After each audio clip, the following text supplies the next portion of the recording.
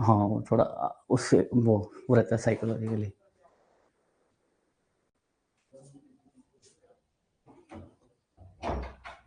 Start हो गया।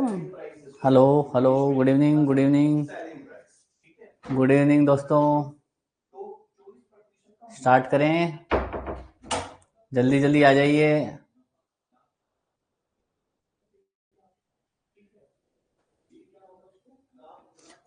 Good evening.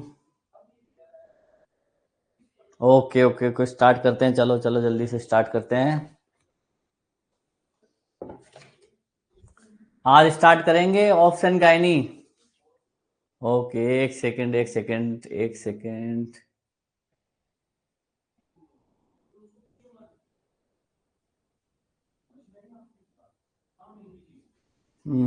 एक सेकंड। हेलो।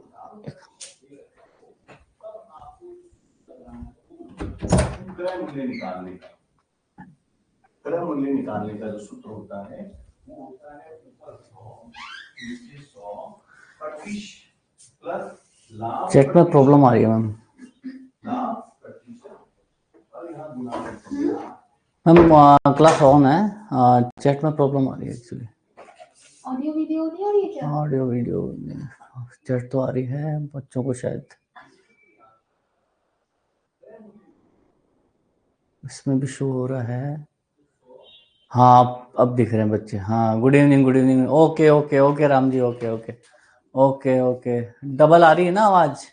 अब आ रही है? अब सही आ रही है? अब सही आ रही है? ट्रिपल आ रही है ना? हाँ एक सेकंड दो, 5 मिनट और। अरे रुक जाओ, फुल डायलेटेशन है तुम। क्लियर है सर, क्लियर है, क्लियर है, ठीक है। पेन का तो पेन ला देना एक बार आप मेरे को। ओके स्टार्ट करते हैं ऑप्शन गायनी। ठीक है, बिल्कुल बिल्कुल बिल्कुल। आज क्लास क्या है कि लेट हुई स्टार्ट और अपन अच्छे से करेंगे स्टार्ट को। चलो, first stage of labour last from the onset of true labour pain. ठीक है, आराम से करेंगे, तरीके से करेंगे। कितनी स्टेज होती है टोटल? 4 स्टेज होती है। ठीक है, thank you Mohammed ji, thank you thank you thank you. मैं पेन ले लेता हूँ। Thank you thank you. Start हो रहा है? Okay okay. चलिए, 4 स्टेज होती है। स्टेज ऑफ लेबर की 4 होती है। ठीक है, first, second, third, fourth.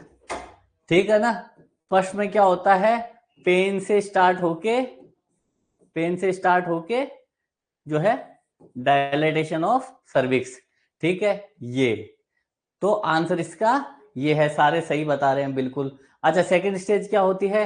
Second stage dilatation of cervix से लेके जो है expulsion of foetus. Expulsion of foetus हो जाता है। ठीक है, फिर एक्सपल्शन ऑफ फीटस से लेके एक्सपल्शन ऑफ प्लासेंटा। प्लासेंटा में तीसरी हो जाती है। और चौथी होती है, इसमें सारी चीज हो गई। चौथी जो है ऑब्जर्विंग, 1 घंटा जो है ऑब्जर्विंग पीरियड होता है इसमें। ठीक है, इसमें ऑब्जर्व करते हैं ऑलमोस्ट 1 आवर इसके अंदर होता है।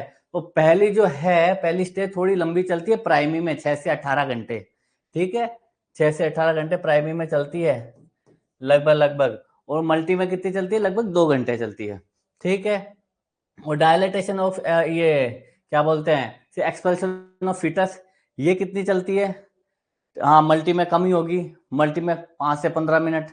ठीक है, और प्राइमरी में लगभग काफी। ये लॉन्गेस्ट इसमें क्वेश्चन आता है, ये लॉन्गेस्ट होती है, ये लॉन्गेस्ट होती है। क्या पूछे ना फर्स्ट स्टेज कौन सी है? फर्स्ट स्टेज इन चारों में से फर्स्ट स्टेज मतलब कि शॉर्टेस्ट है, लॉन्गेस्ट है, तो ये होती है। बिल्कुल बिल्कुल सही है। ठीक है, और फिर एक्सपल्शन ऑफ फीटस से लेकर एक्सपल्शन ऑफ प्लासेंटा और ऑब्जर्विंग। ठीक है, बिल्कुल सही कह रहे हो। हाँ 6 आवर बिल्कुल। तो पहला आंसर ये हो गया। ओके, आगे बढ़ते हैं। Pregnancy with severe affected RH immunised foetus में बी कॉम्प्लिकेटेड बाय। बहुत बढ़िया। अब आपको एक चीज बता देता हूं, कल अपन ने बात करी थी, बहुत शॉर्ट में बात करी थी कल, कि भाई ब्लड ग्रुप होते हैं, ब्लड ग्रुप्स होते हैं। अपन आराम से चलेंगे कॉन्सेप्ट को क्लियर करते करते। लास्ट वाले क्वेश्चन में ये था कि फोर्थ स्टेज में लोग क्या है गलत कराते हैं, कि लोगों को पता ही नहीं फोर्थ स्टेज होती है क्या, पर ये जो है लोग थर्ड स्टेज तक ही सब कुछ करके बोले कि भाई फोर्थ स्टेज होती नहीं है। ठीक है, इसकी आप ड्यूरेशन जरूर देख लेना, वेरी करते रहते हैं लेकिन मोस्टली एक जैसी रहते हैं। ब्लड ग्रुप अभी तक 13 से ज्यादा जो ब्लड ग्रुप है, क्लोटिंग की बात नहीं कह रहा, ब्लड ग्रुप के जैसे ABO है, ठीक है, RH है, ठीक है, ऐसे करके बहुत सारे ब्लड ग्रुप है, अराउंड 13 ब्लड ग्रुप है। पर सबसे कॉमन जो है ये वाला है, फिर सेकंड कॉमन जो है ये वाला है। इस हिसाब से अपन इनको क्लासिफाई करते हैं। आज मैं बताऊंगा, फॉर एग्जांपल अपन RH की बात करते हैं। RH ब्लड ग्रुप का नाम कैसे पड़ा, ठीक है, RH ब्लड ग्रुप इतना प्रचलित कैसे हुआ, ठीक है, ये सारी चीजें अपन जो है करेंगे अच्छे से। देखिए क्या होता है, pregnancy with severely affected RH immunised foetus. ठीक है, अब RH क्या होता था कि पहले के जमाने में जैसे ट्रांसफ्यूज करवाते थे, ठीक है, तो अगला पेशेंट को कोई फायदा नहीं हो रहा, तो जो वैज्ञानिक थे 1940s में, कहते कार्ल नैनेस्टर नाम के वैज्ञानिक थे जिन्होंने ABO और ARH वगैरह किए थे।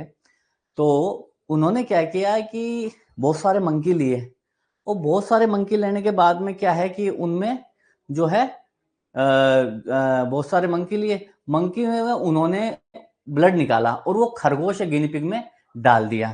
ठीक है, तो वहां से उनको क्या है कि जो एंटीजन प्रेजेंट उनको पता चला, तो वो उन्होंने देखा कि यार ये तो इसमें ह्यूमन में भी पाए जा रहे हैं वो सेम।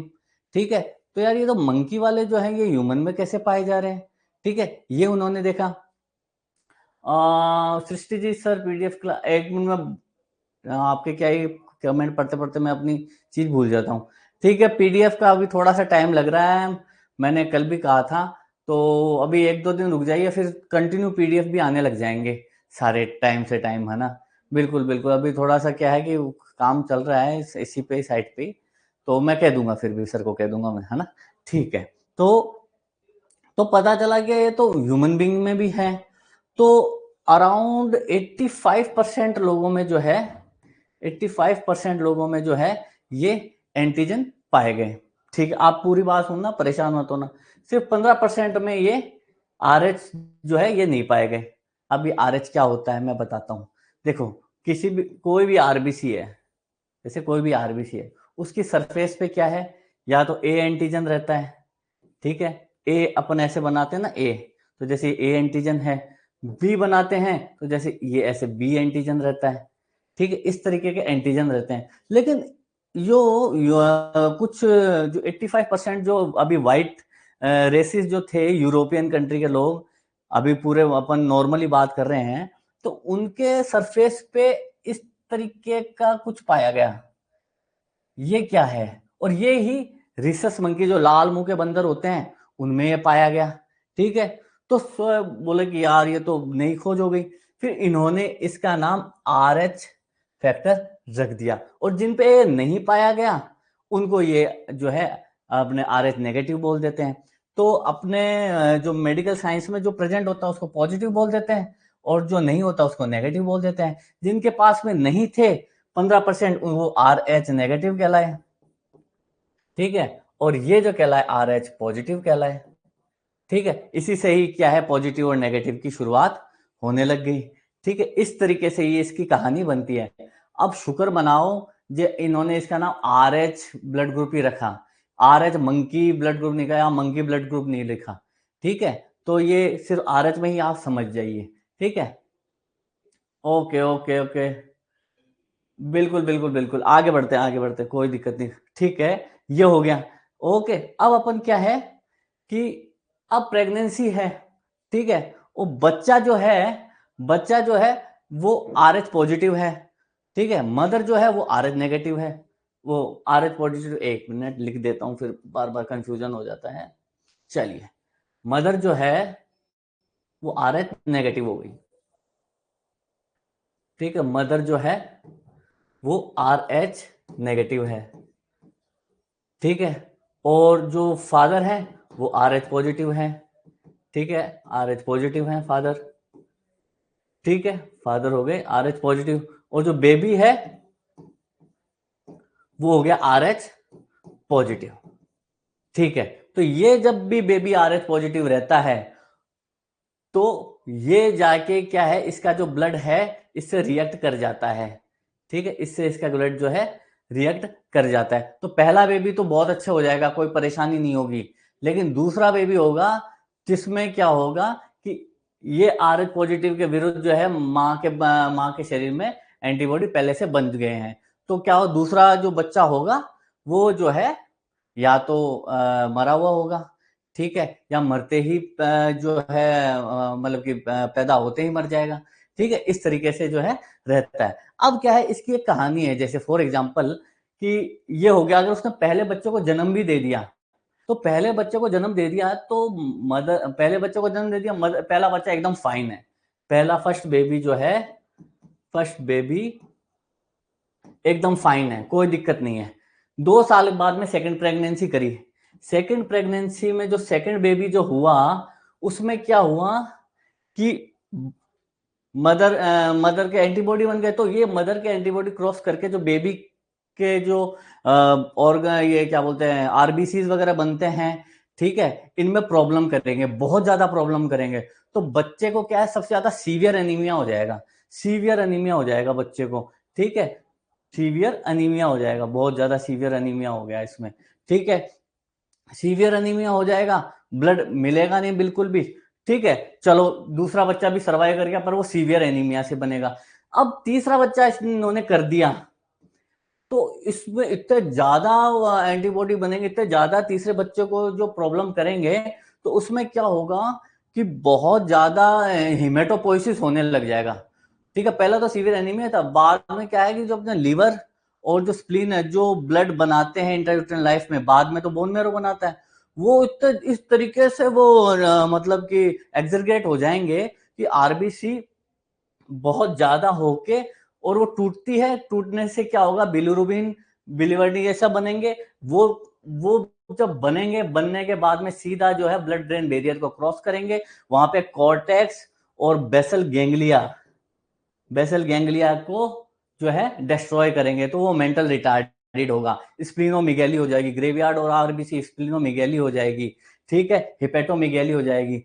तो ये जो है तीसरा जो बच्चा है, तो ये तीसरा बच्चा जो हो जाएगा, इसको बोलेंगे अपन फीटल हाइड्रोप्स, ठीक है। तो तीसरा बच्चा जो है इन सब प्रॉब्लम से जूझेगा, ठीक है। तो वो सोचे कि भाई चौथा बच्चा और कर दें, ठीक है, अगर चौथा बच्चा कर दिया, फोर्थ बेबी किया इसने, तो वो क्या होता है कि ये सारी चीजें तो उसके साथ में होगी होगी, और वो बच्चा साइज में बहुत बड़ा होगा, और अगर सी सेक्शन है तो सी सेक्शन करके उसको बाहर निकालेंगे, वरना उसको नॉर्मल वेजाइना डिलीवरी के थ्रू वो पीसीस में बाहर उसको निकालते हैं। तो उसमें क्या है, इस तरीके से हो जाता है कि पॉलीहाइड्रोमोनियास भी इसमें हो जाता है, ठीक है, और उस वाली कंडीशन को कहते हैं रिथ्रोब्लास्टिस फिटेलिस।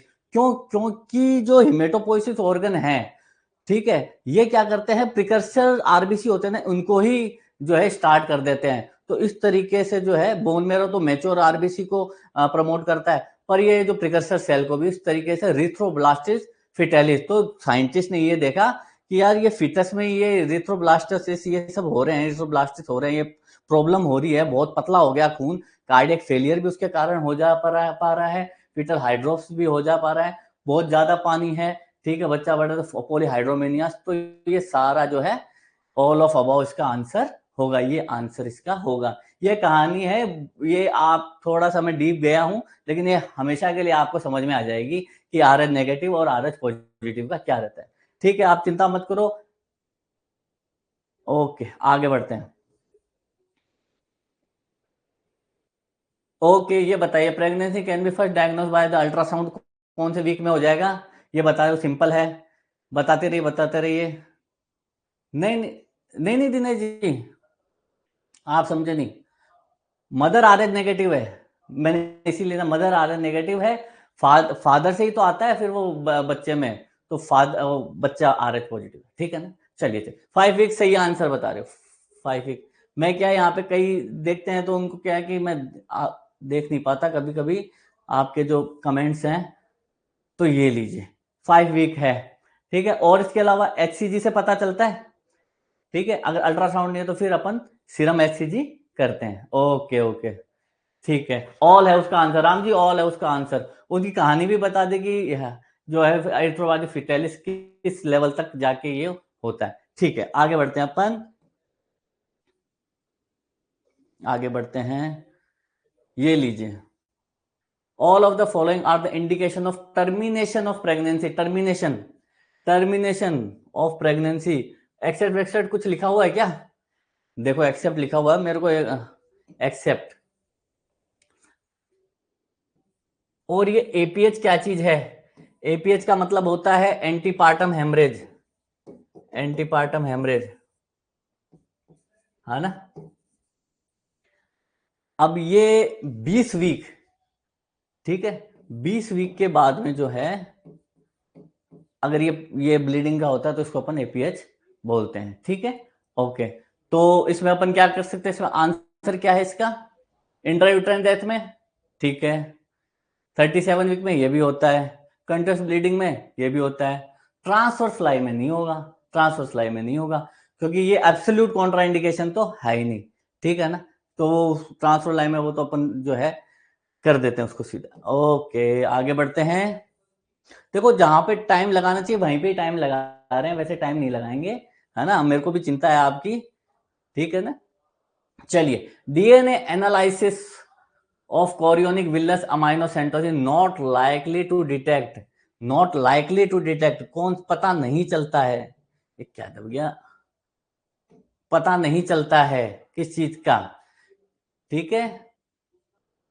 कोरियोनिक विलाय अपन तो टेसेक डिजीज का पता चल जाता है, ठीक है। ये 4 साल तक का ही जिंदा रहता है, मेंटल रिटार्डेड होता है बच्चा, इसमें मेंटल रिटार्डेशन होती है, 4 इयर्स तक ही जिंदगी होती है, उसके बाद में एक्सपायर हो जाता है टेसेक अगर है तो, ठीक है। और हीमोफीलिया फैक्टर 8, ठीक है। सिकल सेल ये भी पता चल जाता है। लास्ट में बच गया ये 3600 बच्चों में से एक को होता है, लड़कों में होता है 3600 में से एक को होता है, बॉयज, ठीक है, ड्यूचेन मसल डिस्ट्रॉफी। आगे बढ़ते हैं। ओके, अच्छे क्वेश्चन नहीं है सारे। चलिए, which part of fallopian tube is the most common site for ectopic pregnancy, ectopic बता रहे हैं, कौन सा होगा आंसर, बताते चलते जाइए, आंसर बताते चलते जाइए। 6 का आगे 6 लिखते दिए, ठीक है। एक्टोपिक, एम्पुला लगा दूं क्या, एम्पुला, बिल्कुल सही जवाब, इसका आंसर एम्पुला होगा। सिंपल सा, ये बहुत मोस्ट कॉमन क्वेश्चन है और बहुत ज्यादा वे में आते हैं, ठीक है। ओके, एक्टोपिक का याद रखना, एम्पुला में होती है, ठीक है। Blood stain discharge from nipple is the typical of, ये बताइए। देखिए मैं आपको एक बात बता रहा हूं, ये गायनी कवर करना मेरा काम है, क्वालिटी को इम्प्रूव करना भी मेरा काम है, ठीक है। तो आप बिल्कुल चिंता ना करें, हमारा ये है कि पहली बार में इतना ज्यादा आप पे लोड ना दे दूं कि आप दूसरी बार में आपको लगे कि सर अब तो बोर हो गए। पहले 10 से 12 क्वेश्चन ही अपन को करने हैं आराम से शांति से, ठीक है। दूसरे दिन अपन को 20 क्वेश्चन लेने हैं, तीसरे दिन अपन को बिल्कुल सही जवाब दे रहे हैं, इंट्राडक्टल पेपिलोमा, बिल्कुल ठीक है। Intraductal papilloma blood stain discharge आ जाता है। और ये फाइब्रोएडिनोमा क्या बला है, इसका खूब क्वेश्चन आते हैं फाइब्रोएडिनोमा के, फाइब्रोएडिनोमा के बिनाइन है मेलिग्नेंट है, ये बिनाइन, ठीक है। तो ये मेलिग्नेंट ये वाला होता है क्या, यही होता है, ठीक है, मेलिग्नेंट ये होता है, ठीक है, फिलेरियल मेस्टाइटिस, ठीक है। आज शेयर करेंगे, आज तो मैं पक्का ही कह दूंगा, कोई दिक्कत ही नहीं है, आपको परेशान होने की जरूरत ही नहीं है, ठीक है। आज आज तो करवाता हूं मैं, है ना, ठीक है, ठीक है, आगे बढ़े। अपन धीरे धीरे इन्वेड कर रहे हैं, इन्फिल्ट्रेट कर रहे हैं गायनी और उसमें धीरे धीरे जो है ये देखिए, after hysterectomy for fibroid uterus woman has recurrent urinary retention, मतलब बच्चेदानी का ऑपरेशन किया, यूट्रस निकाला, यूट्रस निकालने को बोलते हैं अपन हिस्टेक्टोमी। ठीक है, ये बताने की जरूरत है नहीं लेकिन फिर भी बता देता हूं, 2 मिनट का टाइम लूंगा आपका। ये जो है हिस्टेक्टोमी जो है, यूट्रस को रिमूव कर दिया। ठीक है, यूट्रस को रिमूव कर दिया, फिर ये बार बार रिकरेंट यूरिनरी रिटेंशन की प्रॉब्लम कैसे आ जाती है? ये नहीं, ब्लैडर नेक की तो नहीं होगी, लंबर टू डिस्क प्रोलेप्स भी नहीं होगा, एक्ट्रोपिक स्टेनम यूरेथ्रा भी नहीं होगा। देखिए क्या स्प्लैंक्निक नर्व और ये सारे जो है ना हाइपोग्रेस्टिक या प्लेक्सिस होता है ना, इसमें भी 2 होते हैं। ठीक है ना, 2 प्लेक्सिस होते हैं जो कि अपने लंबर रीजन के अंदर होते हैं। ठीक है, तो ये प्लेक्सिस मतलब गुच्छे, नर्व्स के गुच्छे, तो स्प्लैंक्निक नर्व होती है, बहुत सारे नर्व, तो ये क्या यहाँ पे ये डैमेज हो जाती है। ठीक है, जो कि संचित पेरिनियम को भी जो है सप्लाई करती है, सारी सप्लाई करती है, तो इसके डैमेज के कारण जो है वो प्रॉब्लम हो जाती है यूरिनरी रिटेंशन की, बहुत ज्यादा महिलाओं में। ठीक है, तो इसका आंसर जो है आपको डी करना है, ब्लैडर नेक का भी नहीं होगा, इसका भी नहीं होगा। ठीक है, ओके आगे बढ़े, चलिए चलिए चलिए। Clotting factor which is not increased in pregnancy, not increase, देखो पहले तो क्लॉटिंग फैक्टर 13 होते हैं, ये चलो अपन मान लेते हैं, इसमें ज्यादा डीप जाने की जरूरत नहीं है, सिंपल आप याद रखो कि कौन से बढ़ते हैं। क्वेश्चन से रिलेटेड रेणुका जी, मिल जाएगी थ्योरी भी मिल जाएगी, चिंता मत करो आप, थ्योरी भी मिल जाएगी, बिल्कुल बिल्कुल मिल जाएगी थ्योरी। मैं टीम से कह दूंगा कि इनके नीचे इनकी थ्योरी भी है, तो वो भी मिल जाएगी अच्छे से, है ना, बिल्कुल। पर मैं क्या उन थ्योरी पे ठीक है, वो थ्योरी आप कर लो, कोई दिक्कत नहीं।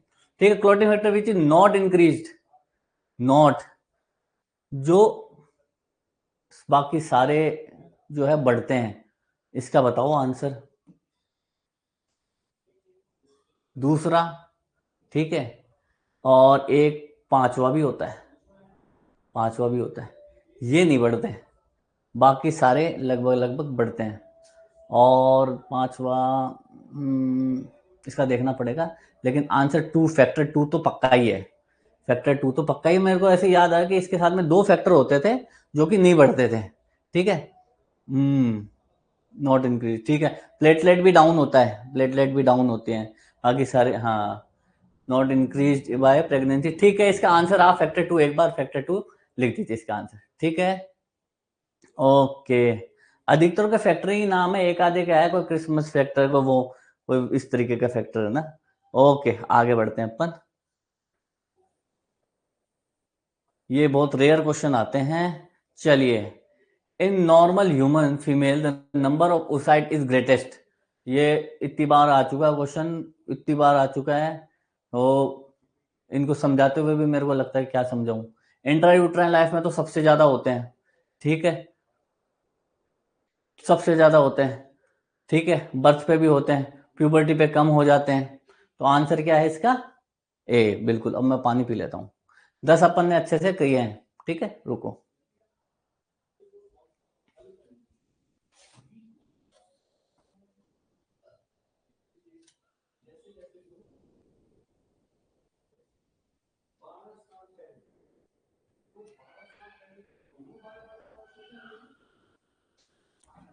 हो गया। ठीक है, अपन लगा देते हैं इसको,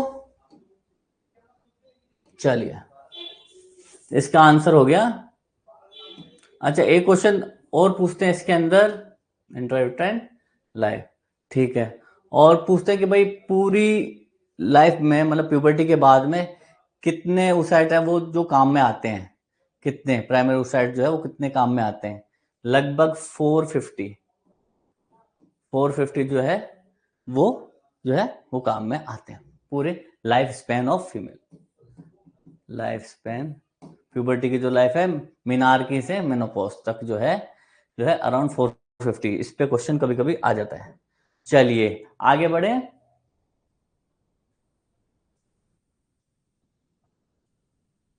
ओके, छोटा कर देता हूं मैं, चलो ऐसी ऐसी बता, मोस्ट लाइकली डायग्नोसिस 28 साल की फीमेल है, बहुत मोटी है, चेहरे पे थोड़े थोड़े बाल आ रहे हैं, मेंसेस भी बहुत कम, स्कैंटी ब्लीडिंग होती है। तो क्या हो सकता है इसका आंसर? मोस्ट कॉमन आंसर है, बहुत ज्यादा क्वेश्चन आते हैं इस पे, बहुत ज्यादा। ठीक है, बताते रहिए। पॉलीसिस्टिक, आंसर आ रहे हैं, आंसर तो लगभग लगभग दबा के आ रहे हैं, एकदम सही आ रहे हैं आंसर, आंसर सही आ रहे हैं, एकदम बिल्कुल सही आ रहे हैं। पीसीओएस, पीसीओडी, पीसीओडी और पीसीओएस, इसमें इंसुलिन रजिस्ट हो जाता है। ठीक है, एफएसएस और एलएच इनके भी क्या है, हार्मोनल प्रॉब्लम, हार्मोनल इश्यूज होते हैं, तो इंसुलिन रेजिस्टेंस हो जाता है इसके अंदर। ठीक है, हार्मोनल इश्यूज हो जाते हैं इसके अंदर। ठीक है, इरेगुलर मेंसेस ब्लीडिंग हो जाती है। ठीक है, chronic pelvic inflammatory disease, chronic है मतलब 3 से 6 महीने हो गए उसको। ठीक है, अच्छा सीरस यूट्राइन मायोमा, मायोमा क्या है ये बताओ? सीरस यूट्राइन मायोमा, बिल्कुल इनफर्टिलिटी तो होती है, ओबेसिटी भी होती है, बिल्कुल बिल्कुल सही सही सही बता रहे हो, ओबेसिटी भी होती है, सारी चीजें होती है। ठीक है, यूट्राइन मायोमा फाइब्रोइड बोलते हैं अपन, यूट्रस में फाइब्रोइड होता है ना वो। अब ये कौन सा होता है? ठीक है, इंट्राम्यूरल है, सबसेरोसल है, कौन सा है, इस तरीके से इसके टाइप कई सारे होते हैं। और ये जो है इसका गोनेडल डिसजेनेसिस का एग्जांपल मोस्टली जो है टर्नर सिंड्रोम। ठीक है ना, सेकेंडरी सेक्सुअल कैरेक्टर डेवलप होने में टाइम लग जाता है। ओके, आगे बढ़े, चलिए बहुत बढ़िया।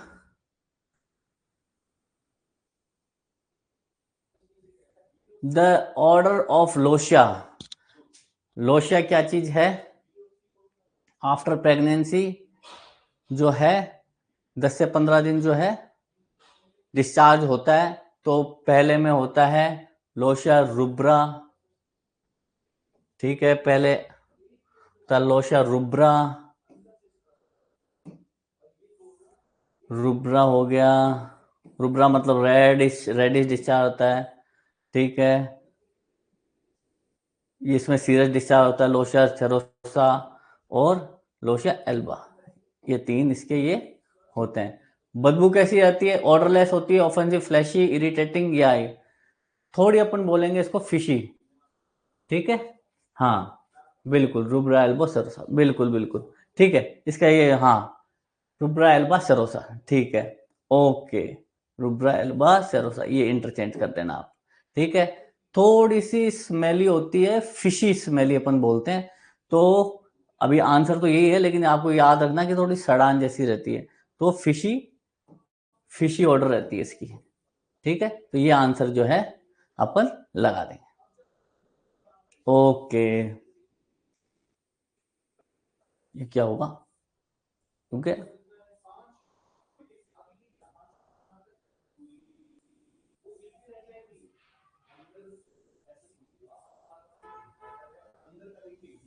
Atrophic इंट्राडक्टर papilloma, pager disease, pager disease, ठीक है ठीक है ठीक है, ये भी हो गया, ये भी हो गया।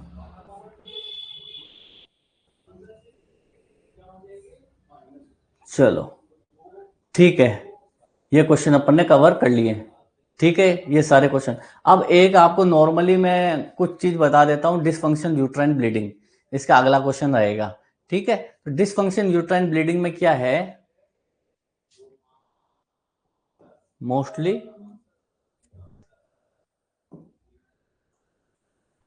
डिसफंक्शन यूट्राइन ब्लीडिंग, ये आगे इस पे क्वेश्चन खूब आएंगे, तो अभी क्या है, ये चल नहीं रहा। ठीक है, इसमें इतने ही क्वेश्चन भेजे थे। ठीक है, तो अभी इसको करके फिर कल अपन जो है 20 क्वेश्चन कवर कर लेंगे। ठीक है ना, बिल्कुल, हाँ फ्लैशी ही है, वो फ्लैशी लिखा हुआ था, तभी मैं कह रहा हूं कि अपने को फिशी याद रखना, यही तो ट्रिक है। जैसे उसमें लिख दिया फ्लैशी, ठीक है, तो फ्लैशी अपन को कर लेना है, लेकिन फिशी भी लिखा हुआ होता है, तो मोस्टली ये याद रखिए कि भाई फ्लैशी है, फिशी है, तो अपन को ये करना, ऑर्डरलेस तो होगा ही नहीं। तो चारों ऑप्शन में जैसे अपन को कवर करना है, किस तरीके से कवर करेंगे भाई, क्या ऑप्शन दे रखे हैं उसी से अपन को करना। ठीक है ठीक है। मेनोरेजिया, ठीक है, मेनोरेजिया बता देंगे, पॉलीमेनोरिया बता देंगे। इसमें से अनओव्यूलेटरी होती है एक तो ब्लीडिंग, हाँ जी, एक ओव्यूलेटरी, ठीक है, अनओव्यूलेटरी हो जाती है जो है अराउंड 80 to 90%, 90% मान लीजिए इसको, ठीक है, बाकी जो है 10% रहती है इसके अंदर, ठीक है। ओके, तो इसमें कई सारे डीयूबी के टर्म होते हैं। एक तो होता है पॉलीमेनोरिया, पॉलीमेनोरिया, ठीक है। दूसरा होता है मेनोरेजिया, मेनोरेजिया। तीसरा होता है मेट्रोरेजिया, मेट्रोरेजिया। ठीक, पॉलीमेनोरिया का क्या मतलब हो गया? पॉलीमेनोरिया का मतलब हो गया कि लेस देन 21 डेज में वापस जो है मेंसेस वापस रिपीट हो रहे हैं 21 डेज में, 21 डेज और लेस देन 21 डेज में जो है मेंसेस वापस रिपीट हो रहे हैं, ठीक है। इसको ये जो है अपन बोलते हैं पॉलीमेनोरिया, कि हर 21वें दिन में जो है मेंसेस आ रहे हैं, ठीक है। अच्छा, रुक रुक के आ रहा है क्या? हेलो, एक मिनट, आवाज नहीं आ रही, एक,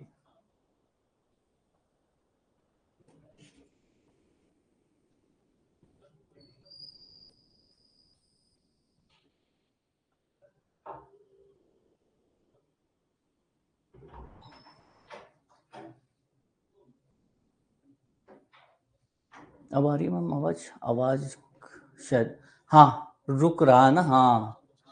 okay okay okay, voice clear है, क्लियर है, क्लियर है, ठीक है ठीक है ठीक है।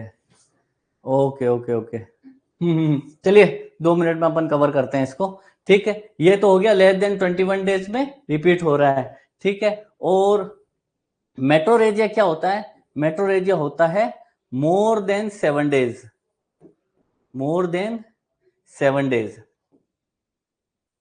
कंटिन्यू ब्लीडिंग चलती है, ठीक है। और मेनोरेजिया दो दो इंटरवल्स के बीच में जो है कंटिन्यू, बिल्कुल प्रॉपर। अटक कर आ रही है ना आवाज? ओके ओके,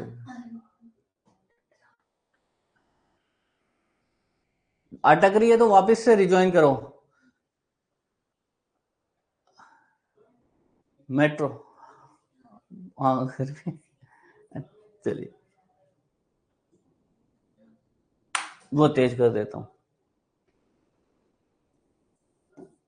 ओके, एक मिनट, वापस बता देता हूँ मैं, एक मिनट, अब आ रही है आवाज। जिसकी अटक रही है ना, अब आ रही है, ठीक है ठीक है ठीक है। पॉलीमेनोरिया हो गया, ठीक है। मेट्रोरेजिया हो गया, दो इंटरवल के बीच में जो होता है, ठीक है। मेनोरेजिया हो गया मोर देन 7 डेज, ठीक है। चलो चलो ठीक है, चलो कल कंटिन्यू कर लेते हैं, ठीक है ठीक है, कोई दिक्कत नहीं है। चलो कल कल कर लेते हैं, अभी प्रॉब्लम आ रही होगी, ठीक है ठीक है। चलो कोई बात नहीं, कल अपन को 20 क्वेश्चन करने हैं, ठीक है, अच्छे से करने हैं, ठीक है। ओके, आप बताइएगा कैसी रही क्लास। अभी आ रही है मैडम आवाज? मेनोरेज अभी अभी अटक रही है, फिर अटक रही है इनकी आवाज।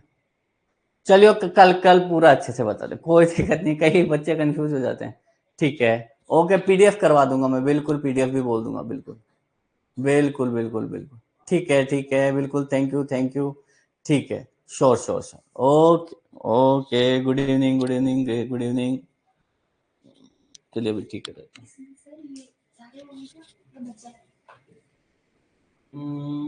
इसमें इसमें ये हो तो नहीं, 12 तक किए थे अपन ने, और ठीक है। नहीं, इसमें अपन ने पूरा कवर कर लिया था, 12 तक किए थे, ठीक है।